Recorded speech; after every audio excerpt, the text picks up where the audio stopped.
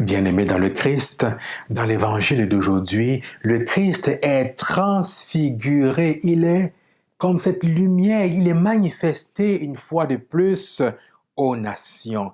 La transfiguration n'est pas uniquement une révélation de cette manifestation du Christ comme Fils de Dieu.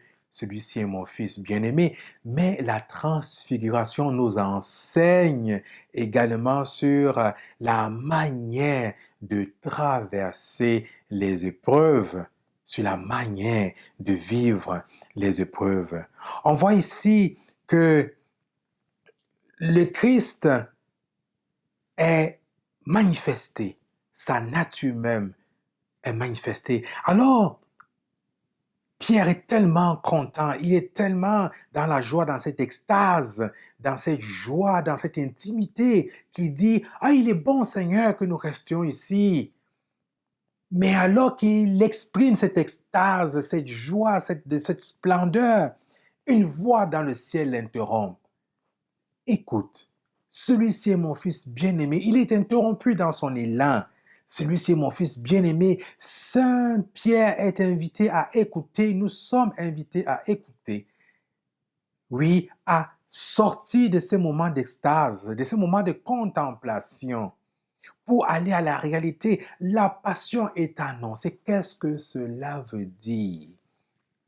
Le Christ révèle qu'il faut qu'il passe par la passion, qu'il meure et qu'il ressuscite. Il annonce un événement. Oui, bien-aimé dans le Christ, lorsque je souligne que la transfiguration est un enseignement sur la manière de traverser les épreuves, cela veut dire que lorsque nous vivons des consolations, des moments de joie dans la rencontre, dans notre relation avec Dieu, il y a aussi des moments de désolation, d'épreuve. Mais cela nous est déjà annoncé. Mais le Christ transfiguré, manifesté, nous enseigne justement comment traverser ces épreuves, que nous ne sommes pas seuls. Il est avec nous. Il n'y a pas de résurrection sans passion, sans croix, sans mort. Oui, le Christ nous est révélé comme celui-là